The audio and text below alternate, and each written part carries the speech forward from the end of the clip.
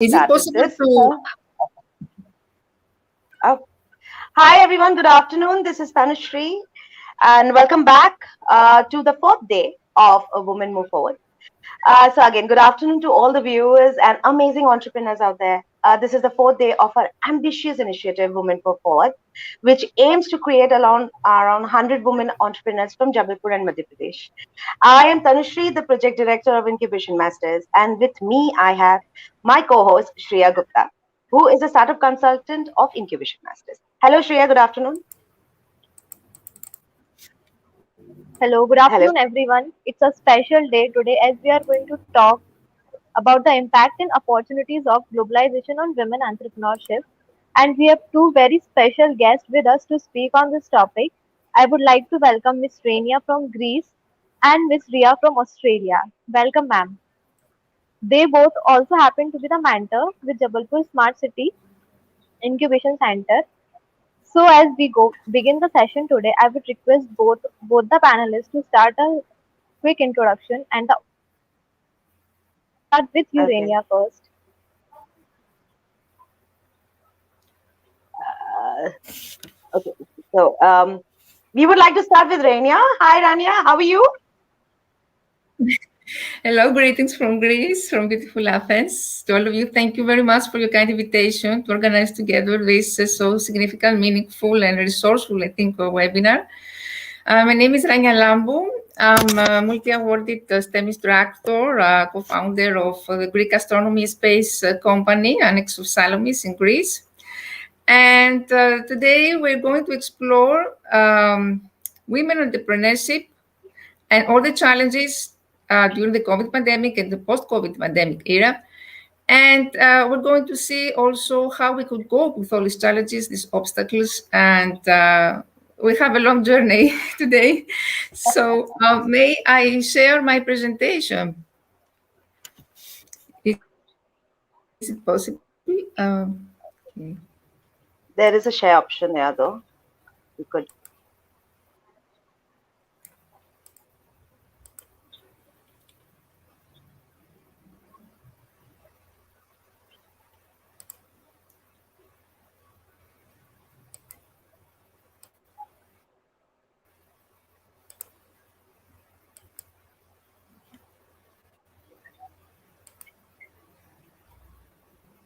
Is it visible now?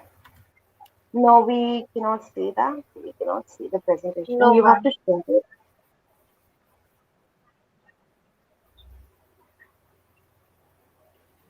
Oh, yeah. We saw that. Yeah. Not yet? Yeah, No. we It's can see okay. it. Yeah, we can see it. Okay, as I said before, I'm a multi-award winning STEM instructor. I have so far 74 awards. And recently I was elected among the top 10 women entrepreneurs featured in Fortune website. So around 50 years ago, the idea of a female entrepreneur managing her own company would have seemed ambitious at least and at best, with discrimination and gender inequality being factors working against women entrepreneurs started the rise to fame. Many women have started their own businesses in order to break free from social constraints. Women who are business owners can achieve financial independence without relying on the status quo. In the last 20 years, women entrepreneur statistics have shown that the amount of female business owners has increased by 114%. Nowadays, women have proven that they can become leaders too. So the role of women in today's business is very important because women can leverage their natural intuition and social and communication skills in order to create a lot of win-win situations in their professional groups. Moreover, interactive leadership is a characteristic of many female executives because they encourage participation, facilitate inclusion, sharing power and information. In this way, they enhance the self-esteem of others and inspire enthusiasm about the work. Globalization has been a significant characteristic of economy in contemporary times, and since 2019, the globalization unfortunately developed another parameter, the spread of the highly infectious disease, the COVID-19. COVID actually has unleashed a wave of innovation as well as new innovation challenges. It has created the need for organizations, societies, and individuals to adapt quickly to shifts and design techniques and practices to experiment and explore new options. Albert Einstein said that crisis is a blessing to humanity because crisis always brings progress. And I strongly believe that COVID crisis could also be a great resetter of economy, societies, and education, an opportunity to bring forward long-awaited reforms for development. So the profound economic and social effects of the crisis has made a substantial redefinition of the dominant paradigm's imperative. It is what we call the shake-up needed to restructure the system. Within this framework, talking about a rapid recovery and return to the former situation is not realistic. Disruption across entire sectors increase, new forms of work and remote consumption become commonplace with all their technological and geographical implications. Therefore, business model will have to be adapted in this reset. Governments have set new rules and norms to try to re-establish confidence, give economies a chance of survival, and have taken action to support local ecosystems.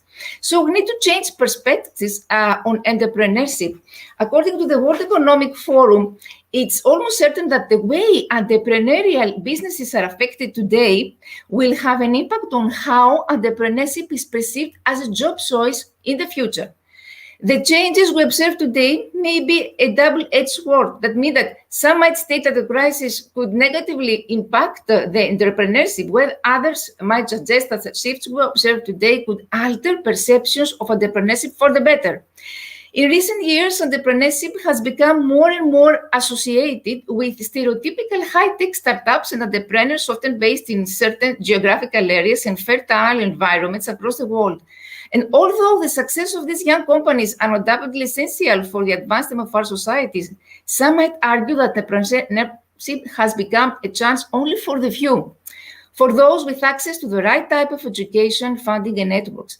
So we need to democratize entrepreneurship and create new entrepreneurial role models that people can more easily identify with and could ultimately lower the threshold of entrepreneurship for many and stimulate people to start their own businesses.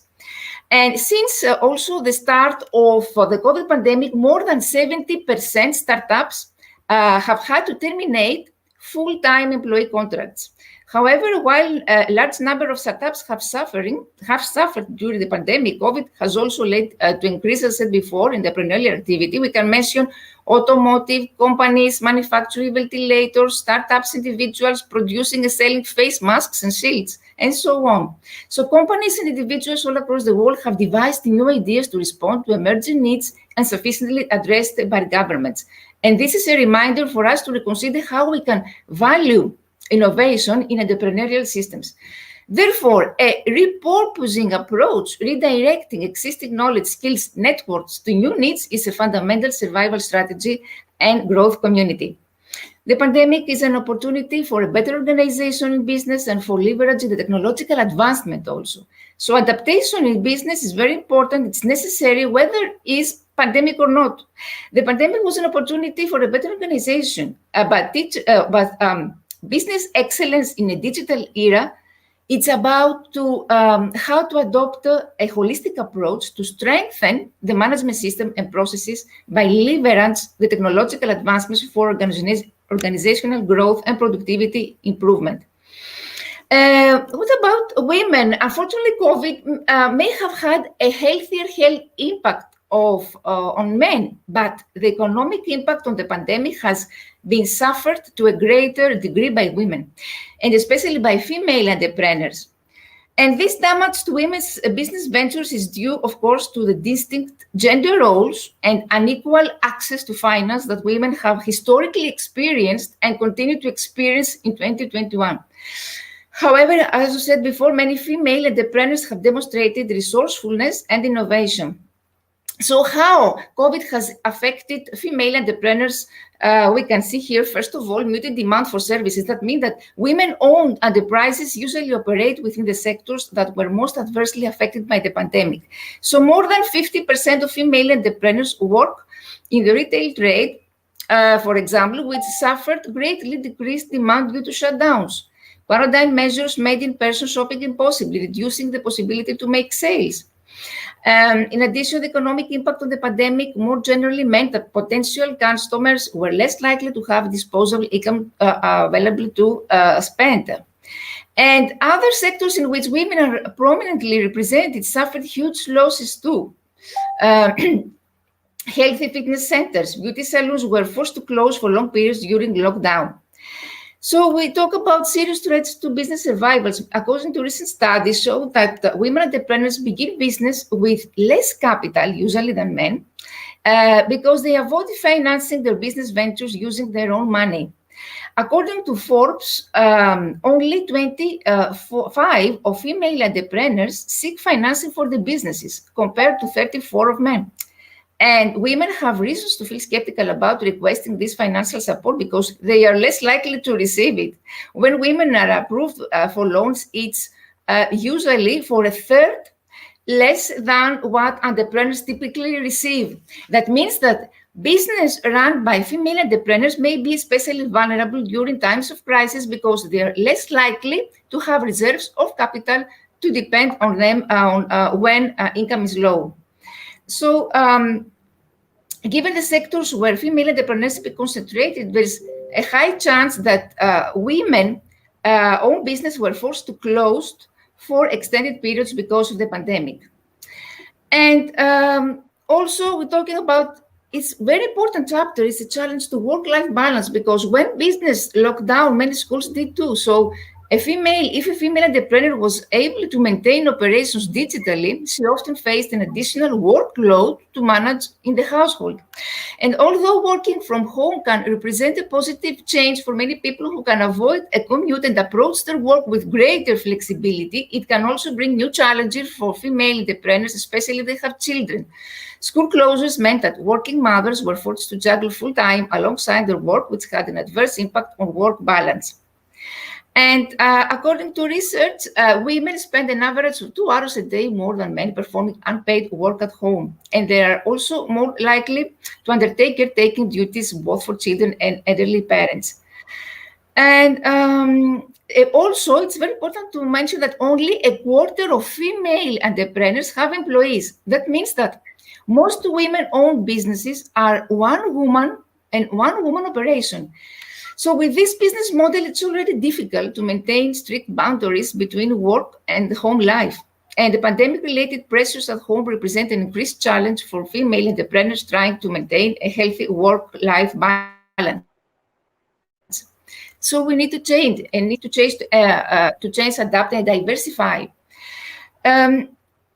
Because often they are designed to require less capital to function. They can be more easily adapted to new circumstances of the pandemic. Many small companies were able to change their direction or implement new services. Female entrepreneurs have always faced structural and societal obstacles. For example, the expectation that we'll assume the majority of the house caregiving duties while they work. But as a result, women are more resourceful and flexible in order to succeed. So these qualities have proven necessary in navigating the ever-changing circumstances of the pandemic. So we need here a more equal distribution of high school tasks, greater financial backing from banks, and support to diversify into more sustainable sectors that could make a huge difference to their ongoing success. And running a business isn't an easy task on a good day, let alone with the obstacles we're facing day to day now. After talking to hundreds of entrepreneurs all around the world, the last months can say that it's very important to have a good network. And also, we're going to see also about resilience here. Before talking about resilience, we have to say that it's important about the policy responses for women entrepreneurs to communicate the importance of maintaining and developing their business networks during the COVID pandemic, develop COVID and post-COVID networking protocols to ensure gender balance in network panels, optimize the time and timing of events, manage potential trust issues related to establishing business contacts virtually, and establish clear strategic links between networking and other components. For example, in Southeast Asia, women entrepreneurs tend to be operating in the most disadvantaged sectors or in the lower ends of value chains where they concentrate on a limited number of activities. So enabling women entrepreneurs meaningful participation in gender-sensitive entrepreneurship ecosystem has proven multiplier effects on decent employment, poverty eradications, and economic growth. It's important, it's vital for ensuring continued inclusive, resilient, and sustainable development, mostly in the countries targeted by the project. And we need to ensure access to critical support services. We need to ensure business continuity as well as assistance to reactivate business activity for women and build long-term resilience.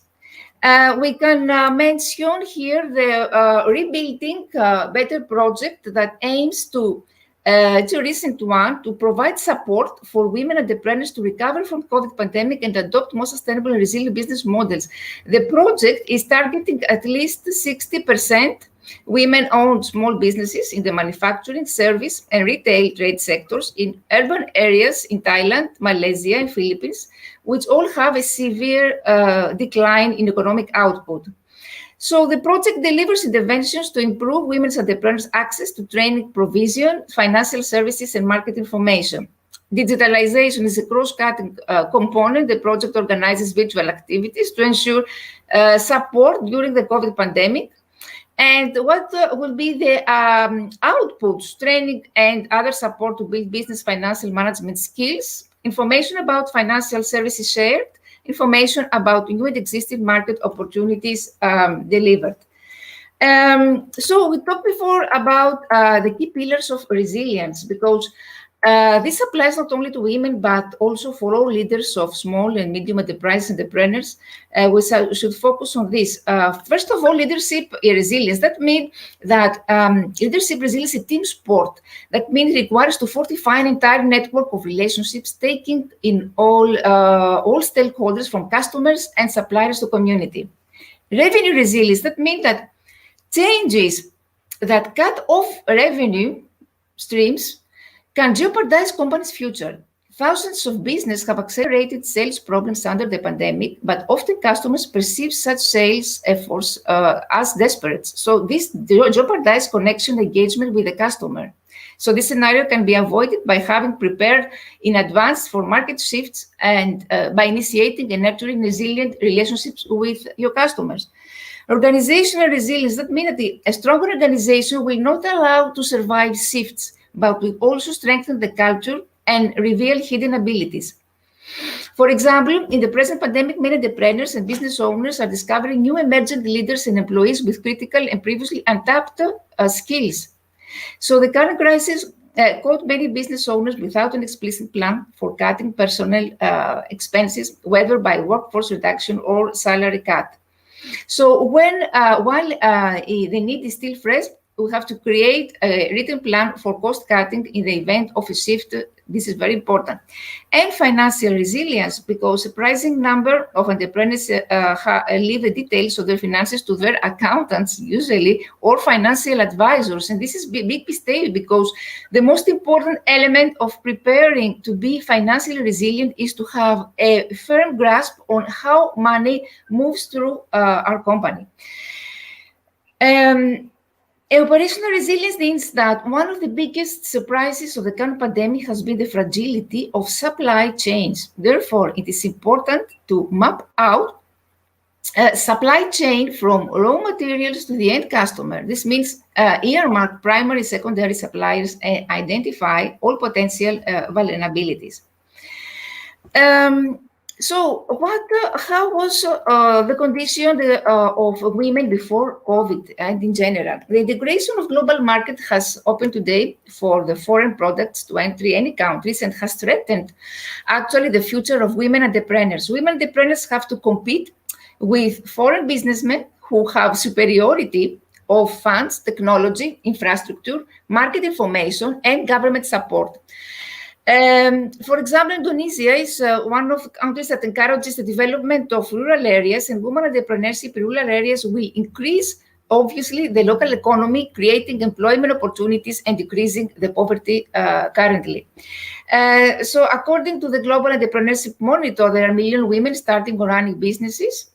That means that millions of women are impacting the global economy. Million of entrepreneurs employ many people, creating new jobs. Innovation, we talked before, it's very important. Women usually consider themselves strong innovators. We talked about, for example, in Indonesia, the opportunities offered by women entrepreneurs help grow markets and increase employment prospects. And very interesting statistics that are very, very recent now. These are 2021. According to this research, 47% of women started a business in the last year compared to 44% of men. And the reason that most women step into the world of entrepreneurship is the desire usually to pursue the passion.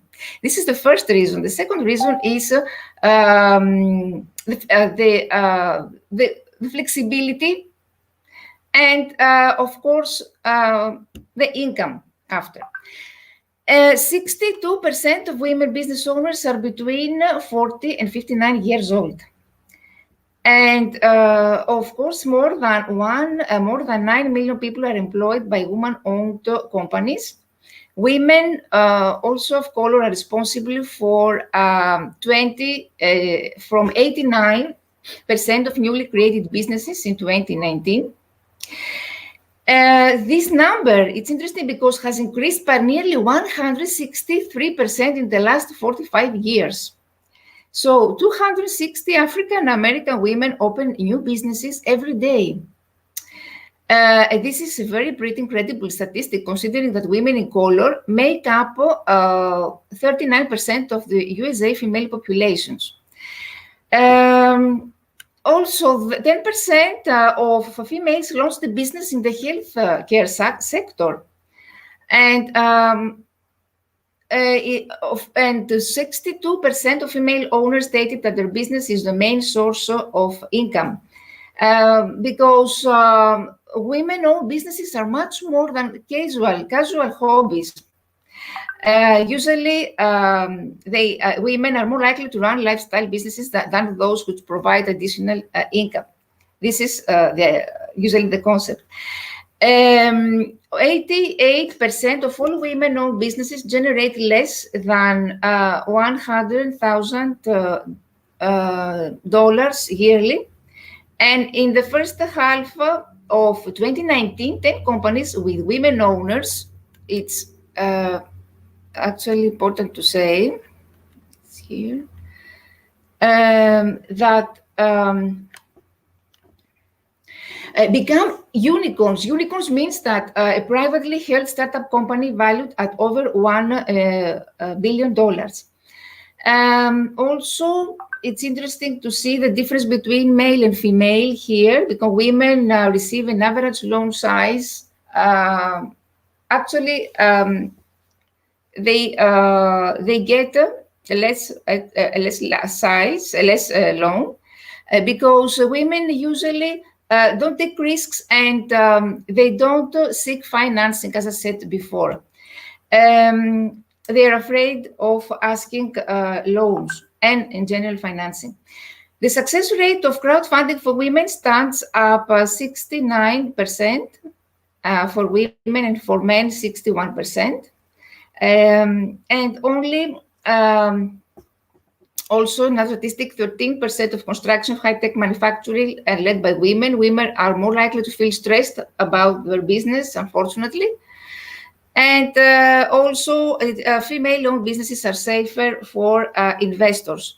56% of our staff have at least one female on board. 2019 have surpassed all expectations, with 56% of companies having women in top executive positions. 10% of healthcare, out of 4 startups are owned or founded by women, and 59% of startups have programs designed to increase the number of women in leadership positions. As I said before, unfortunately, only 25% of women seek financing. 22% of women search for funding to launch a new project. And interesting, women use credit cards for their business, and female entrepreneurship statistics indicate that women who do seek funding are successful, unfortunately, only the 31% of cases. So we need actually, there are some questions. There are a lot we don't know. And there are questions that can be answered only through an impact evaluation approach that measures the outcomes of a program intervention after excluding other possible factors.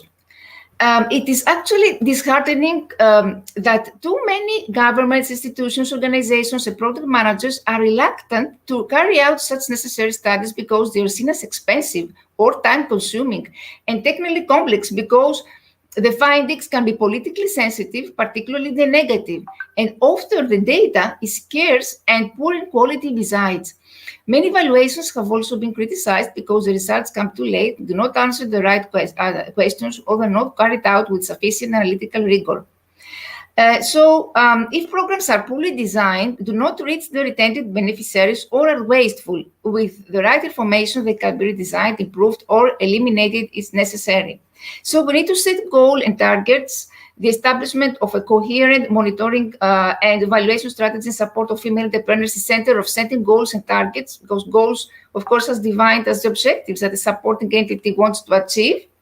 Measuring progress towards the accomplishment of goals is done through the creation of indicators, which are the variables used to measure progress towards the goals. And there we have the intermediate indicators and the final indicators that measure the final goal. And collecting data, because data collection for any strategy analysis can be both costly and time-consuming, but the main challenges for those seeking to support female entrepreneurs is how to take advantage of existing data sources and how to plan additional data collection to maximize its use.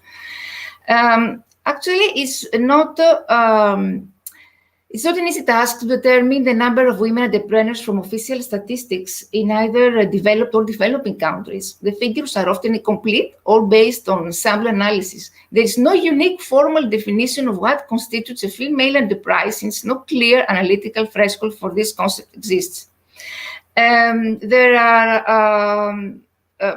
But I think that the workshops and seminars should be organized to share results among local governments and civil organizations, and further findings and recommendations must be accessible to community councils, local women's organizations, and other groups representing communities to whom programs are targeted.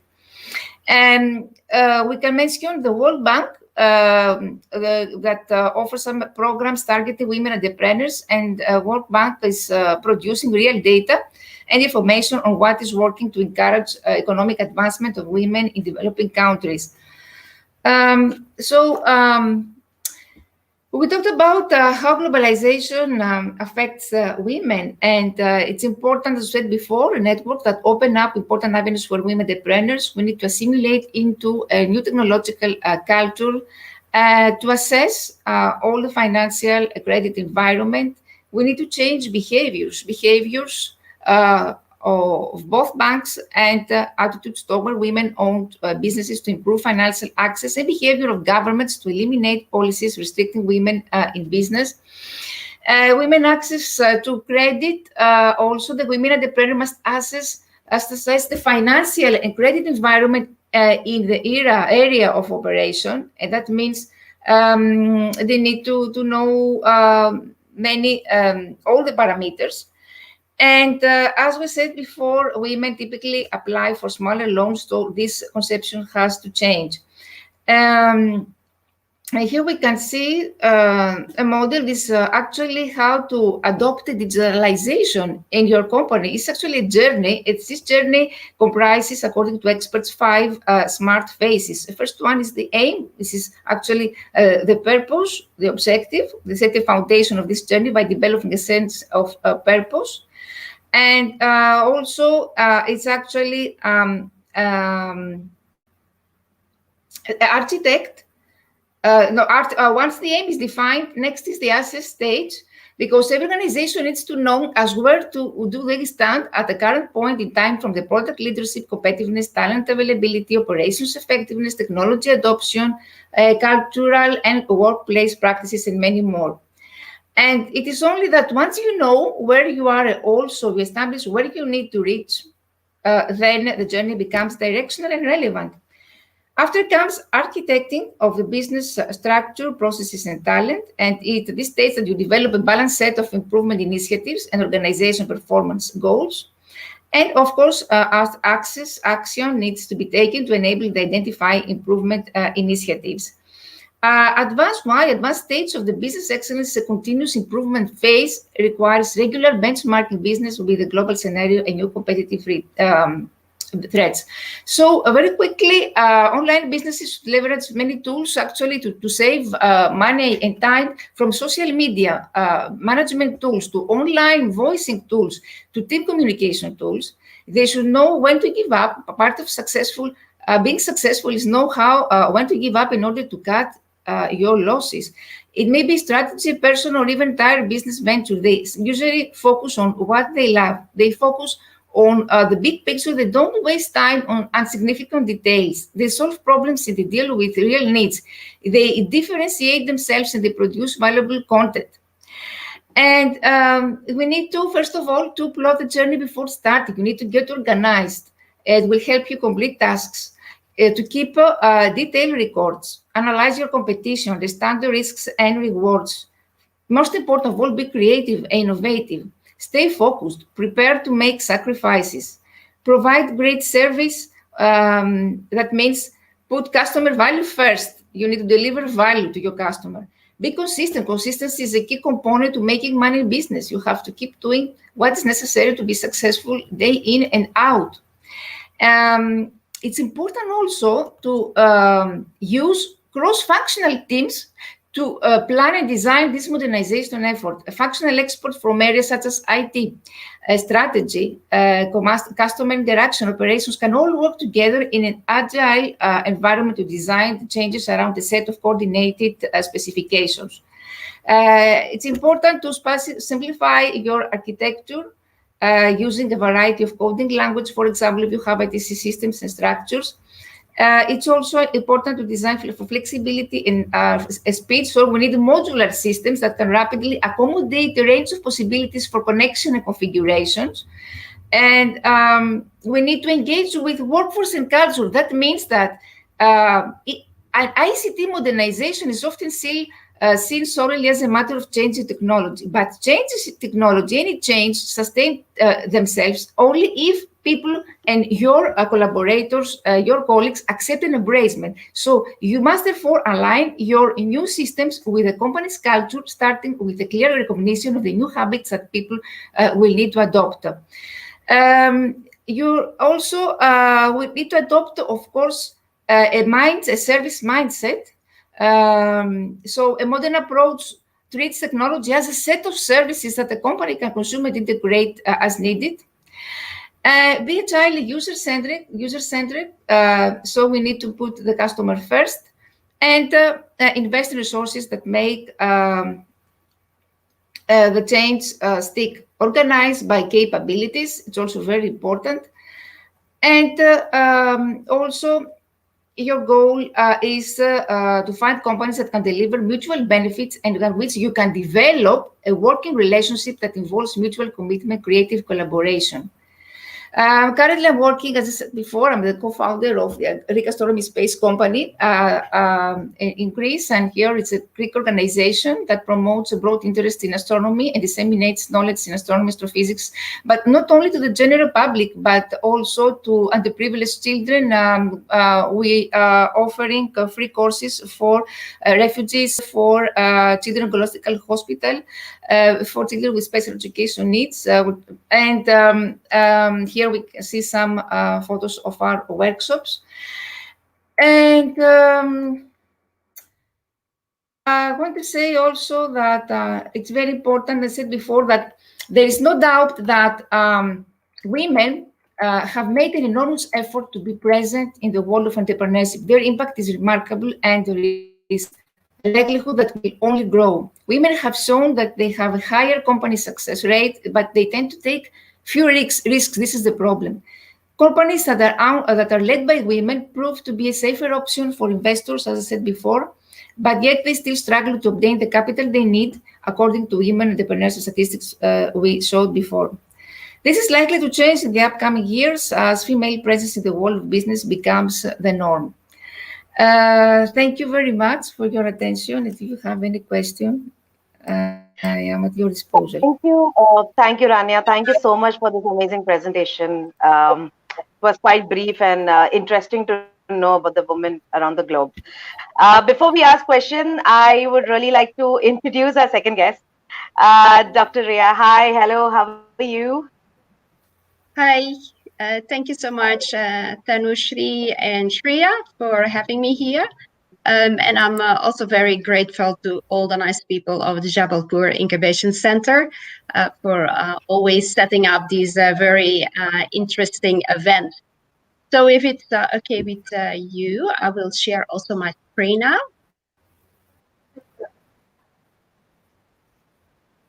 Can you see the presentation? No, not really. Not yet. Okay.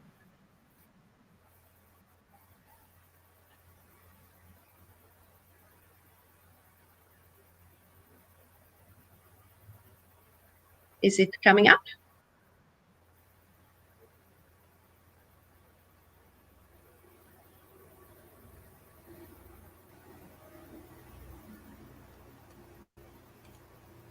Do you see it now? No, I'm not able to see it. No, Can you ma'am. share this? Is there an option down there? Okay, let me try again. Yeah. Going back.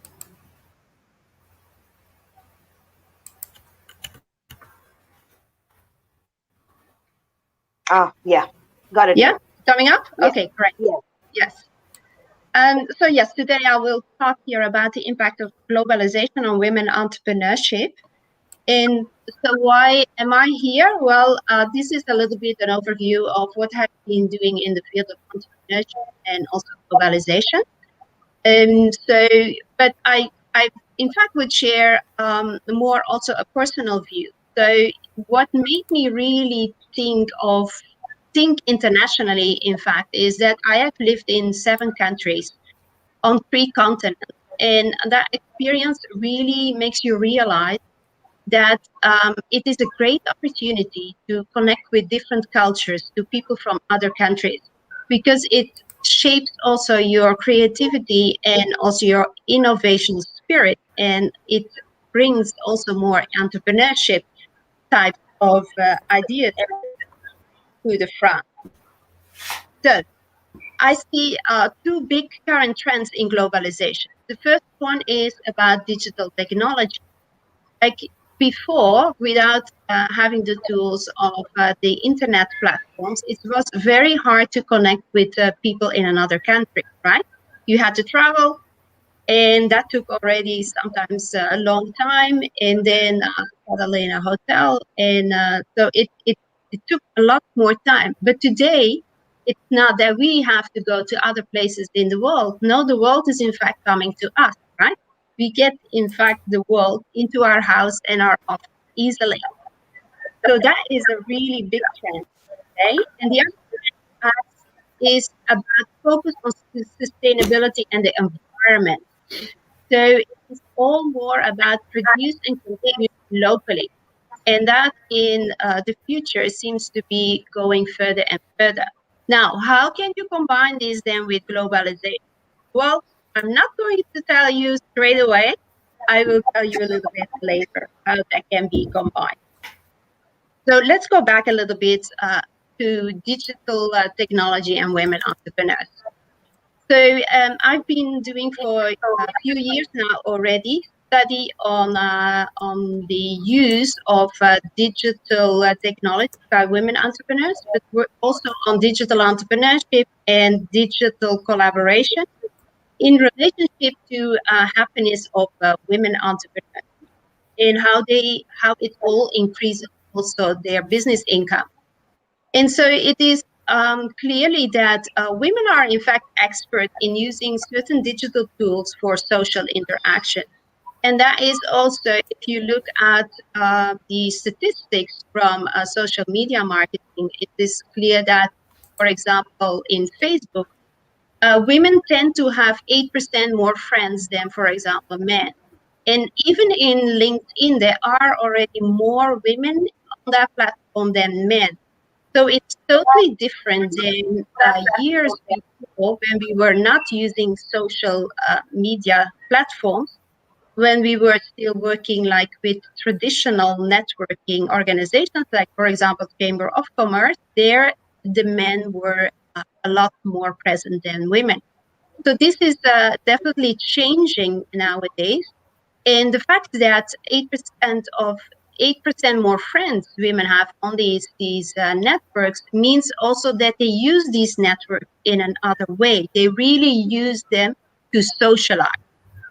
Men seems to use these ones more for looking at events, politics, news, but not really to interact that much.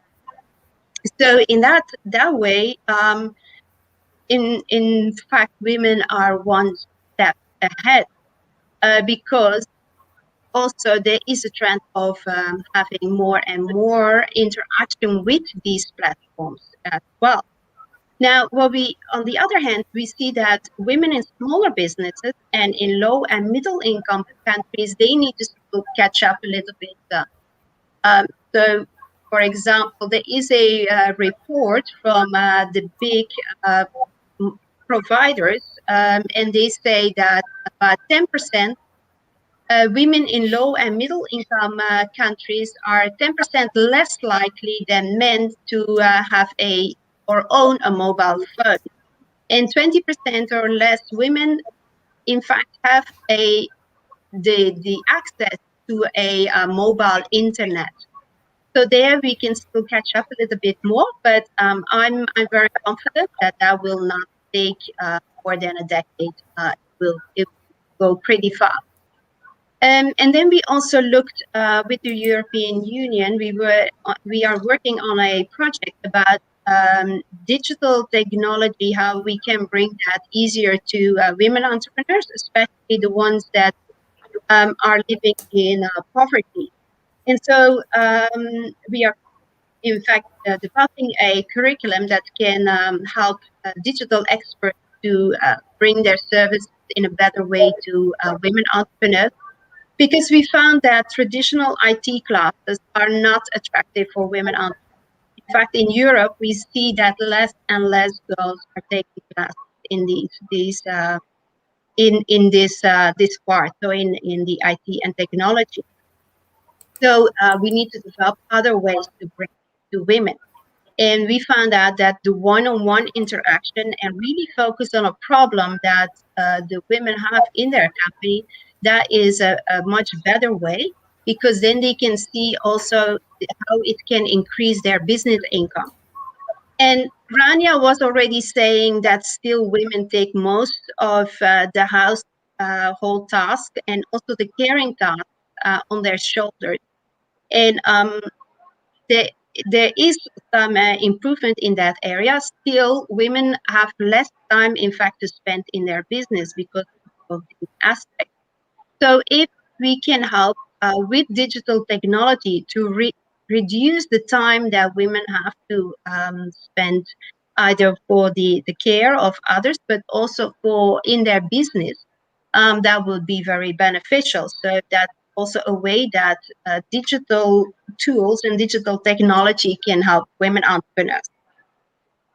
And then we need to also include the happiness factor, because if you bring something that to women as well as to men that doesn't really you don't really enjoy, then of course it will not help. So we need to take that into account as well. And then we can't forget about digital collaboration, because this is a real benefit nowadays. It is so much easier to collaborate using this digital tool than before.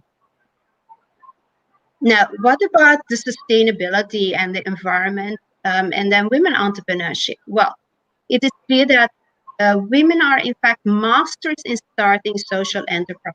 There are a lot more social enterprises started by women than by men. And we found out that when we looked at the happiness indicator of women entrepreneurs, that one of the important parts, besides being your own boss, besides having flexibility, besides being able to start a business that makes you professionally more fulfilled, a very important part for their happiness was also that they could do something to help the community. So that is a really important part often for a lot of women to start their own business instead of having a job, in fact. And in that way, now I'm coming back to what I was saying. How can you combine this sustainability and this focus on the environment when we are focusing more on produce locally and consume locally?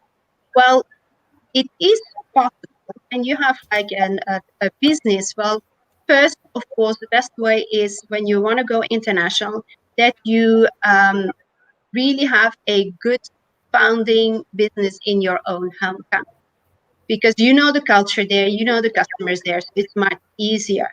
But as soon as you see that this business model that you created there, then test out if you can find the same demand for your product in another place.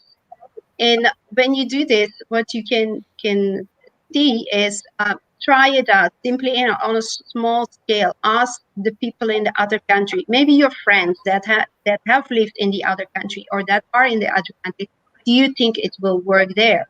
When you see that that business model also works there, then it's easy to implement it also in the same in that country. So it's not simply anymore about exporting, because that is going to be more and more limited. It will be like more having the manufacturing and or the service in the place itself in another country.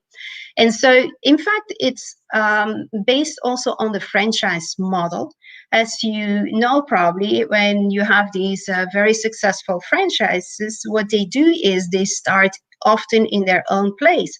Then that business model works, and then they copy it for other countries. And in some cases, they have to adjust it a little bit. Like when you have a Coke in the United States, it's doesn't taste the same like the Coke we have in Europe, or the Coke, for example, that we have here in Australia. So that's what you do then. You adjust to the customs and the culture and the demand or of the other country. So I'm going to conclude, because I'm really curious about questions that the audience will ask us too. So I would like to give a little bit of advice on, in fact, the digital tools and the new technologies. In fact, they give us more opportunities. So please grab that opportunity and use them. But don't forget to serve humans. And what I mean with that is, when you look at this picture, you see there a device developed to attach to your in your car where you are driving to your wheel. Well, that doesn't make sense, right? Who can work and drive at the same time? So this is kind of a useless product, and that's why it's important to not only think about the technology, but also, is this technology, or is this what I'm doing here, is my product really serving somebody? Is it in need? If that doesn't work, then your product doesn't make sense, not in your home country, but also not in another country, right? So that is very important to know. And another example of this is like when we had in the beginning all these fit like bracelets that you could use around your wrist. They were very, very popular for a few months, and then nobody was buying them anymore. Why? Why was that? Well, they made the bracelet, but they didn't take into account what the humans really wanted to use it for. After 1 month, it was not interesting anymore to know, okay, I did this today. So the interesting part of it of the data that was created was not useful for the humans, for the user anymore. So then that means it really dropped the in being interesting for the customer. Another advice here is dream big. That's why I have this baby here, and he's really having a big dream, right? He's going to be very strong.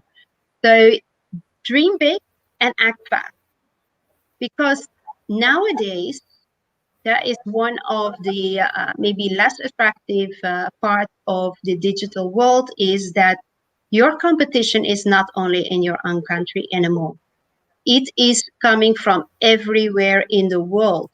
So if you have an idea, don't waste time, because somebody else will probably come up with that idea too. So it is important that you act very fast and that you fill the gap as soon as possible. And then my last advice here, collaboration inside and outside your business.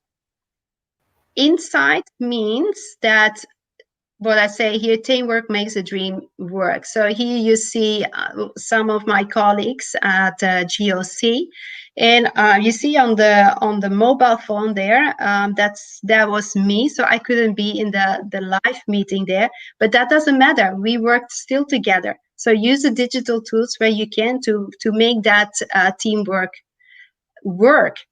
Another important thing here is every member in your company, even the person that maybe cleans the floors, every person has some ideas that might be brilliant.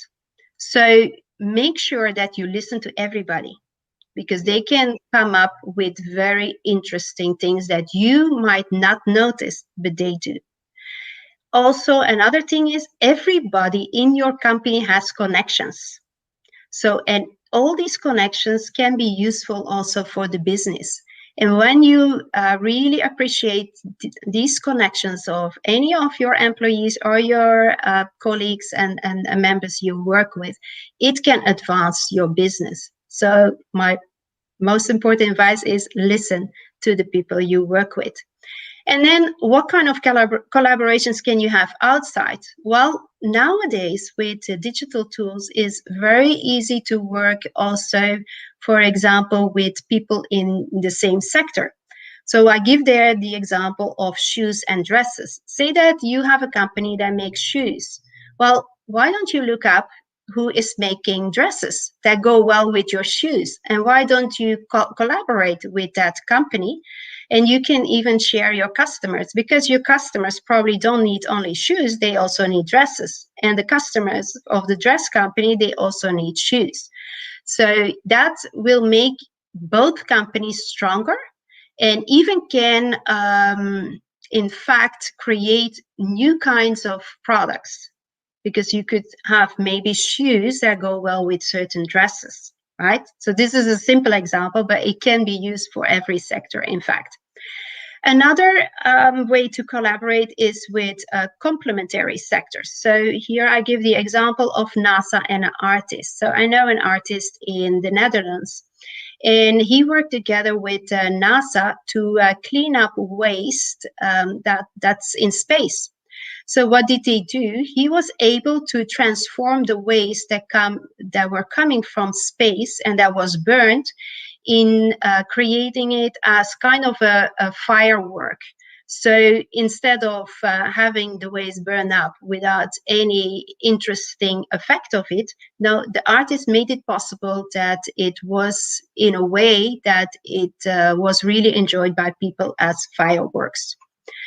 And then you can also, of course, collaborate with supporting companies. So that can go from IT, but also in other services, and that can be very useful as well. So I hope that gives you some ideas, and I'm going to stop sharing my screen now, and I'll look forward to all the questions. Thank you so much, Rania and Ria. I mean, it was amazing to see your presentations. And I do believe that networking is a key tool right now, because of the technology which has come up, collaboration, networking. The more you hear about the ideas, the more you get an idea. the how to progress, and of course not wasting time, keeping everything aside. So moving ahead, I would really like to talk about what is happening in Madhya Pradesh and what are we planning to do. So I would like to talk briefly about an initiative called Women Move Forward 2021. The government of Madhya Pradesh, and especially Jabalpur Smart City, Jabalpur Incubation Center, I should say, has been implementing several policies and programs for the development of women entrepreneurship in our region, although entrepreneurship among women is a recent origin. Despite of all the hurdles, women stand tall and very strong from the rest of the crowd and are applauded for their achievements in the respective fields. We have seen many women entrepreneurs from Jabalpur coming forward and marking their presence in the startup map of the country. To promote this further, we introduced Women Move Forward, where we encourage more women to come forward, of course, and start their journey. And Jabalpur Incubation Center will help them in all the possible ways, especially in the technology, which is important, like creating a web portal or an e-commerce portal or social media handles, promoting them all over the space, of course, with no cost at all. So, taking this discussion further, I would really like to ask Ria. So, Ria, how about the current position of women startup ecosystem is in your country? And what is your take on the progress of women entrepreneurship in India? Okay. Well, the status at the moment of startups here is also like this explosion that Rania was talking about. It is a lot more appreciated, and it's also a lot more encouraged. Like when I was at university already a while ago, I was never, in fact, explained to or thought that besides having a job, another option could be being a business owner, right? And that has changed now also, like in the educational sphere here. We are a lot more focusing on already, in fact, from a young age to give that option already to even young people. Like it's not only you, it's not your only choice being an employee. You can have your own business as well. So that is has changed so much, and that is starting more and more. Now, I am also the co-founder of the Migrant Women in Business. It's also an incubator, but we focus on migrant women because it's so much harder when you come in a new country, and it's so much harder then to find a job. But often you have really interesting ideas because you come from another culture, from another situation, and you could bring that to the country of or your new home country, in fact. So that's what we are helping to start up here now too. So, and in fact, we have some women also from India who are part of our group, and we are very proud of them because they are doing great. And I think it is really very, very good, and I really am very proud to be able to speak here because I think what you guys do here with helping, and I think 100 women, maybe you will go over it. That would even be better. Um, Helping them really start, I think that will make such a big difference because when women start a business, it often is not only for the women important, but it's also for the whole family because they focus on also getting a better future, like for their kids. And so that is also, it's not only for this generation, but it will get forward and it will be paid forward to the next generation.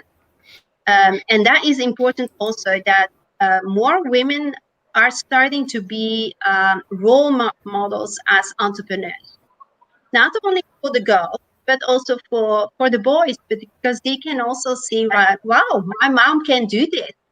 So it is very important, and I'm really proud of you guys that you are supporting so many women. Thank you so much. Such nice words to hear. Thank you. And with your support, we'll go, I think, bounds and bounds. Rania, I would like to hear from you the same. How about the ecosystem in Greece, and what do you think about the women in India? Oh, Hello, Rania. Are you there?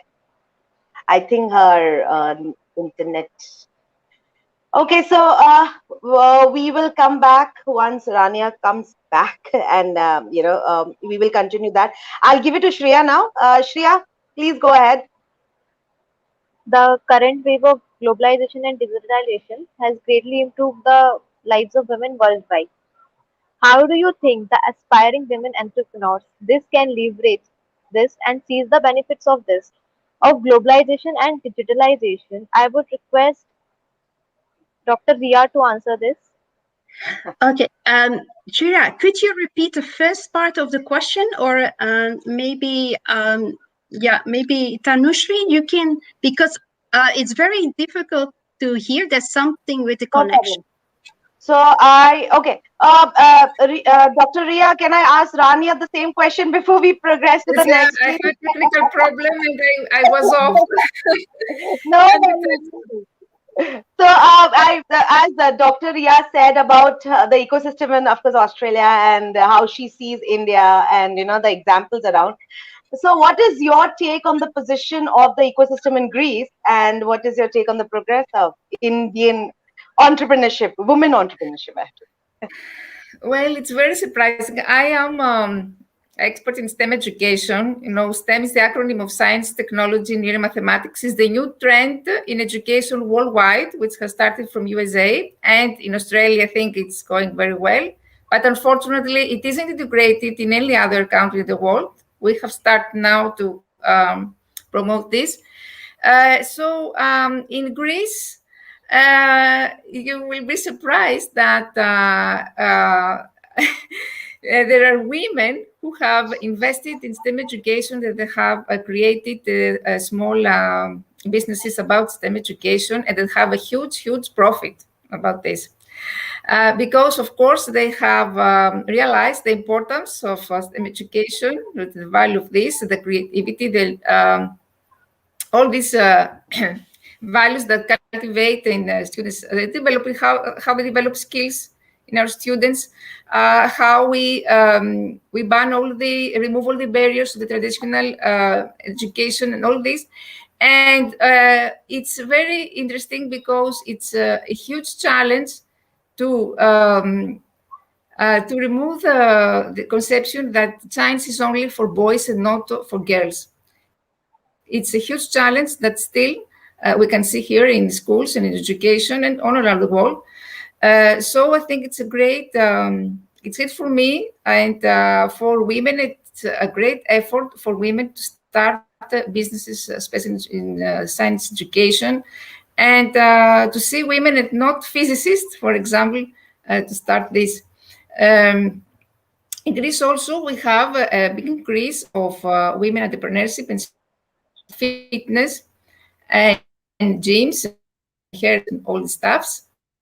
And I think that the key word is innovation, creativity, originality, because without innovation, you can't succeed. I think this is the key. But at the same time, you need to have a humanitarian profile. I mean that my company, we always try to approach the privileged children also, and also extended this with international projects that implemented now. STEM, I have founded 5 international projects that are implemented in Africa and Asia. So what I'm doing now here, I'm trying to do it also in Africa and Asia. And of course, now with the COVID pandemic, our challenge was digitalization, online learning, which is very difficult because it's difficult to teach STEM.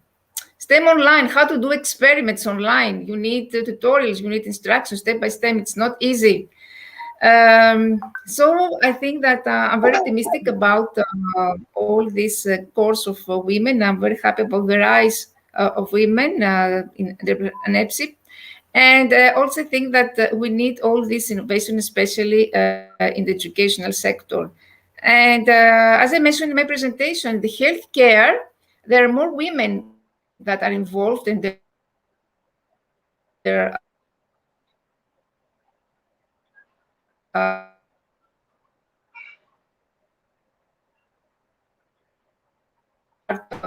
business. It's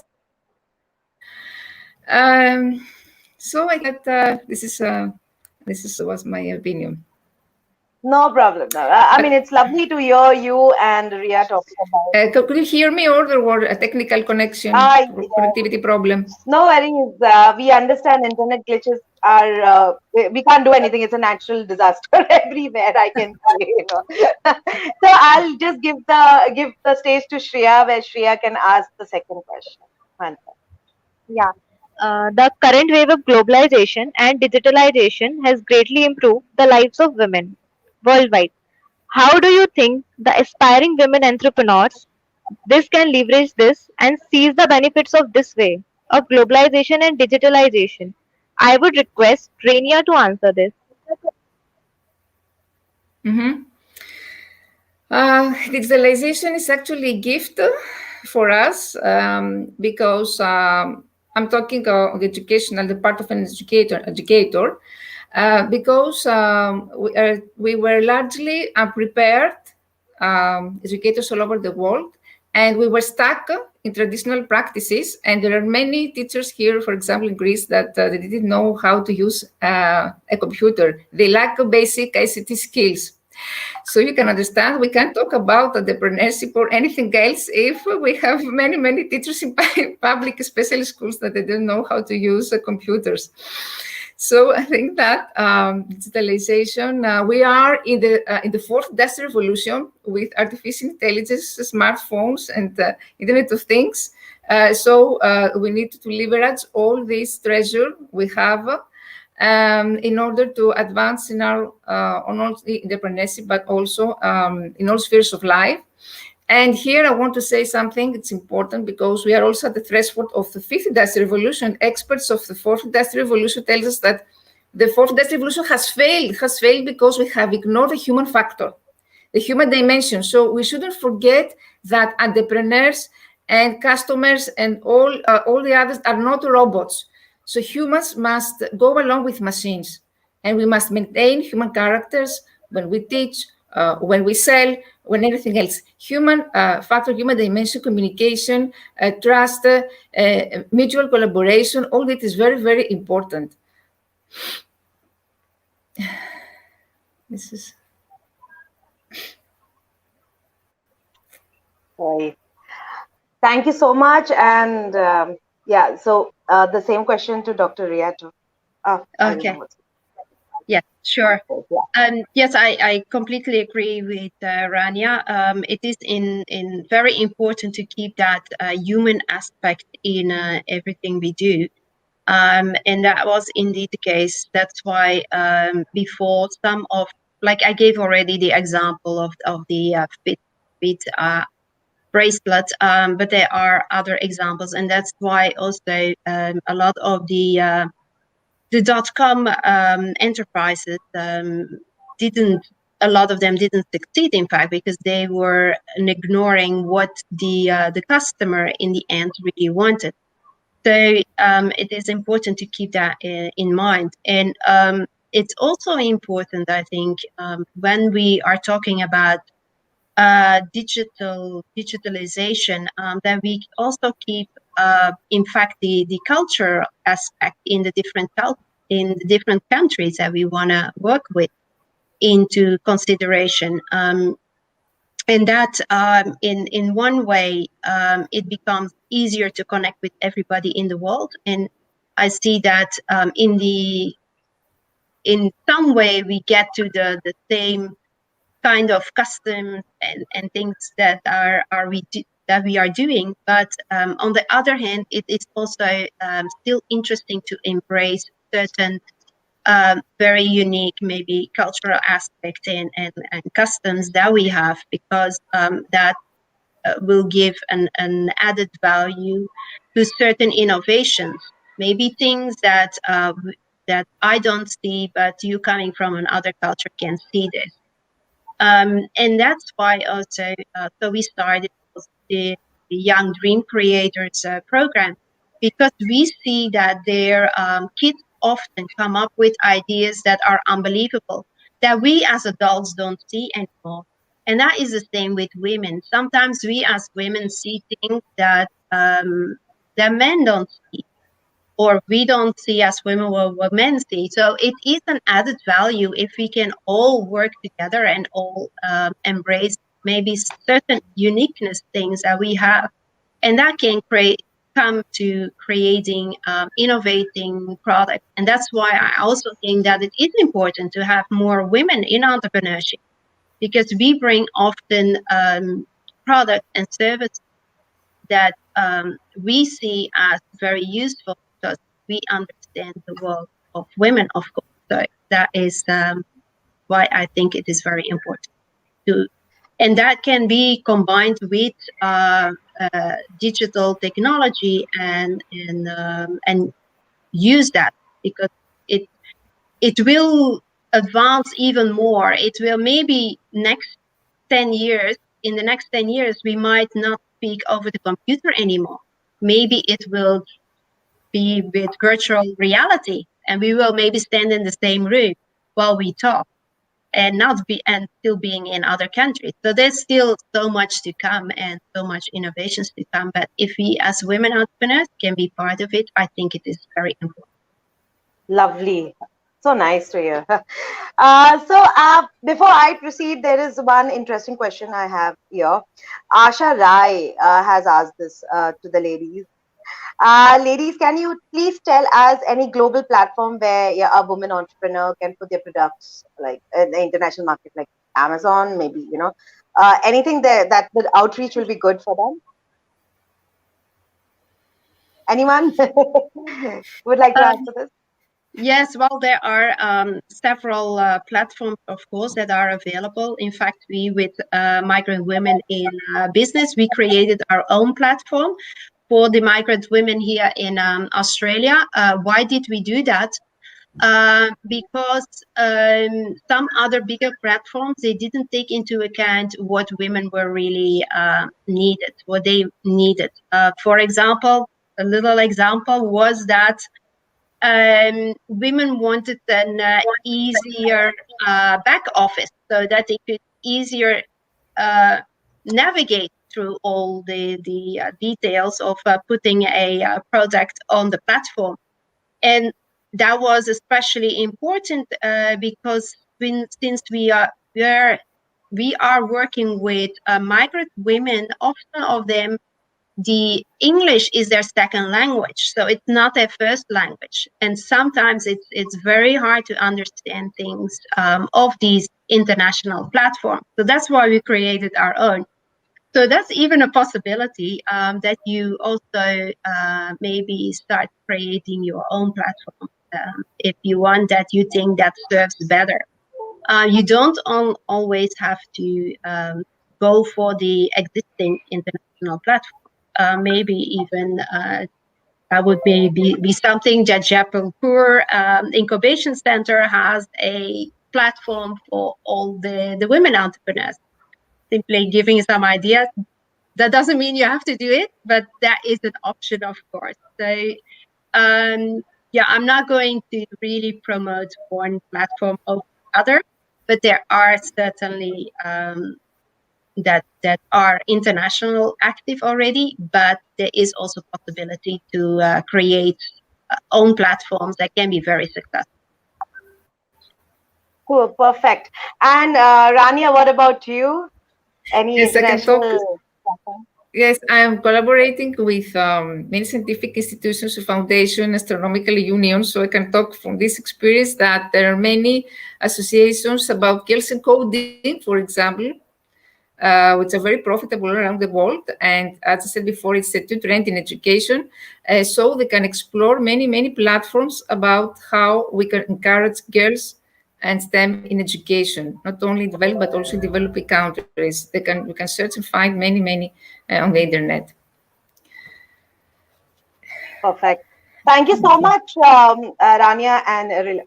So, Arshad, I hope you got the answer by the mentors here. If anything, you can, come to us and we'll help you for sure.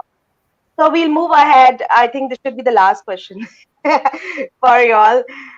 As I said as my opening remarks, women in our region are very keen to start their own venture. Like even me, I would love to start my own venture. And as part of a we Women Move Further initiative, what we are doing as a Jumbo, so we are seeking 100 women entrepreneurs and giving them technology support, I can say. More than technology, of course, hand holding and, as you all said, networking and collaborating. Of course, technology being the main part where, where many of us lack the right support. Just putting down a question. What do you think these women or entrepreneurs should do to increase their chances to cater the service in other countries? Is there anything? I mean, if I am doing, if I'm a part of the incubation, I've done the technology and everything. So, what do you think the chances of catering to the service of the other nation will be easier? How to go ahead? Any tips where you can give the young entrepreneurs where they start with us and looking forward for the global touch? I will say, let's take Rania. Rania, please let us know your I, take on the I same. have I have connectivity issues and I didn't hear all the question. Should I repeat this again? Oh, Yes, yes. yeah. Ria, did you get to hear, or should I repeat this again? Yes, I think you wanted to hear some tips how the young entrepreneurs can go international. Is that correct? Yes. So I'll just repeat it. Like, what do you think these women entrepreneurs should do to increase their chances of catering the services in other countries? Yeah. Well, okay. I'll let Rania go first. Mm-hmm. Well, I have already founder, as I said before, of 5 international projects, and this you will be surprised, but this happened only on social media. I didn't have any sponsor at all. I did it on my own, and in a few weeks, over 2,000 teachers were registered in my programs. So I think that social media is a very, very powerful tool that we have in our hands. And of course, that we said before, it's about networking. And and of course, we have to highlight the interactive leadership style of women, because I said before, women are more likely than men to interact and to communicate. So we need to leverage our talent and our this gift in order to be more efficient as entrepreneurs. So I think this opening to international markets needs actually, as I said before, networking, interaction, communication. This is I have to say from my own personal experience. I have to highlight this. I didn't have any sponsorship. I did this only through social media, through Facebook, especially. So, I mean that there are free, non-expensive ways to advertise your products and to become popular. Free and expensive ways through social media, fortunately. Perfect. And Dr. Ria, any tips you want to give us? Yes, I agree with Rania. It's through these social networks, it's so much easier now than before to go international. And what I was also saying in my presentation, make sure that your product, if you really are focusing on a certain country, make sure that your product or services is really tailored towards the customer there, because sometimes a product that works in your own country might not work in another country. For example, if you have somebody who makes shoes in India and it is made out of fabric, it will work, for example, in the country that I am born in Belgium, for only a few months a year, because for the rest of the year it rains there awfully. So then we can't use shoes in fabric. So then okay, I need to use another type of material to be able to sell my shoes in that country. So that is important, that you really listen to, either if you have friends in your own country who lived in these countries, listen to them because they have a lot of background information, or simply connect through digital networks with people that live in these countries and test out what they say about your product, if it will work there, yes or no. So that is always very valuable to know before you start in another country, and that saves you time too. And also, often they can give you tips like how to adjust your product. And that's something that we also help companies on an international level with the GOC. So that's why we help you guys as well. So that is one of the strengths that are important to go international.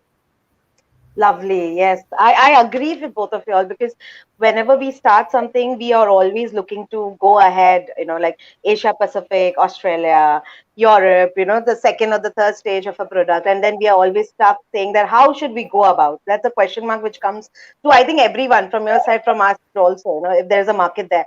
So I will, of course, conclude now the questions. I hope the viewers are here and very interested to know, or more about you all. Maybe we can take it later on also more in detail as we move further towards the end of this beautiful, amazing, wonderful session by you boys. I would like to end this with the concluding remarks from both of you, as you both are an inspiration to many, including me. I am sure there is a lot to learn from your experiences. I would like to thank you all first, and would like you to highlight any key learnings that you have done in your journey. Maybe a one line. One line, you can share it with the audience as a concluding remark. So we can close it in a bit more.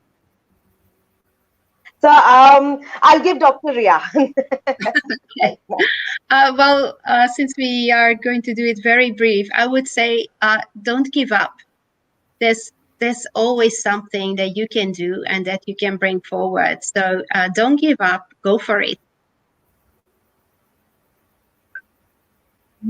How about Rania?